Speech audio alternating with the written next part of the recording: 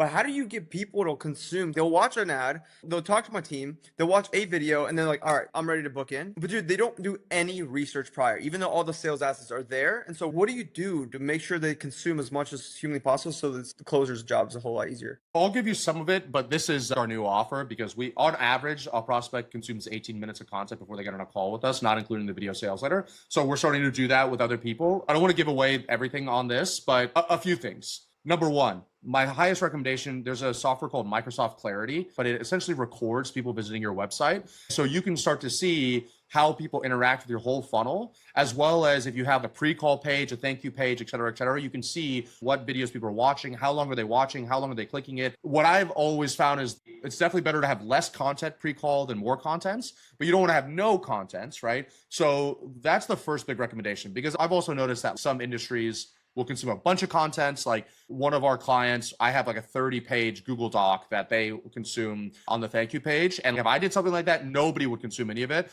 But there, people are like loving it. They're lapping it up. And by the time they get on the call, it's crazy the quality of the calls that are coming in. So Microsoft Clarity is the first step. Second of all, the biggest thing that people sleep on is you need some kind of either top of funnel or retargeting ads where you're putting out an insane amount of content. We call it the propaganda pipeline. You're putting out an insane amount of content for people when they land on the VSL page, and you're setting up the campaign structure so that they're not seeing the same piece of content 10 times. They're seeing one piece of content one time and another piece of content another time. So I'll give you an example. Right now we have 25 active conversion ads, and then I have another 12 to 15 retargeting ads. They're all different formats. I have testimonials, I have direct to camera, I have walking, and then I also have images, I have B-roll. And so the person, by the time they're getting on the call, even if they don't consume anything through the sales process, they've been bombarded with so much content from the ads that they're going to essentially get the gist of what is going on.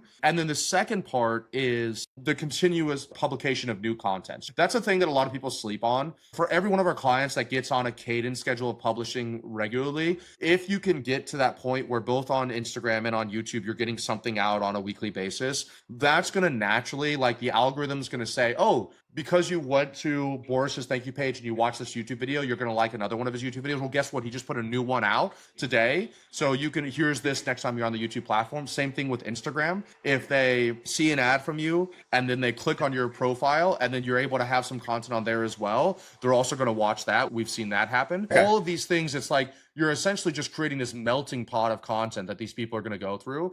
And we have a system around it. But the secret is it's almost not just like one thing. I'm not just gonna be like, oh, just create this one video and put this thank you page. You need to essentially create this ecosystem of where you're everywhere and you're dominating their feeds and their content. If you can do that and you keep it in a tight window, like a 7-day window, you'll see consumption increase significantly. A 7-day window. Super tight, right? Because your calls, if you looked at the average time from lead to call, like call taken, it's probably going to be like 7 days or 6 days or 5 days. This should be 5% of your budget. You know what I mean? Like it's very little amount of your budget that you need to put towards this. But the nice thing is you set this up one time and you can let the same thing run forever. The part that a lot of people mess up is they just create random content or random YouTube videos and that's what they show them. But one of the things that we do is we will look at the last 20 to 30 sales calls using AI and identify where is the education gap. What exactly are they not understanding?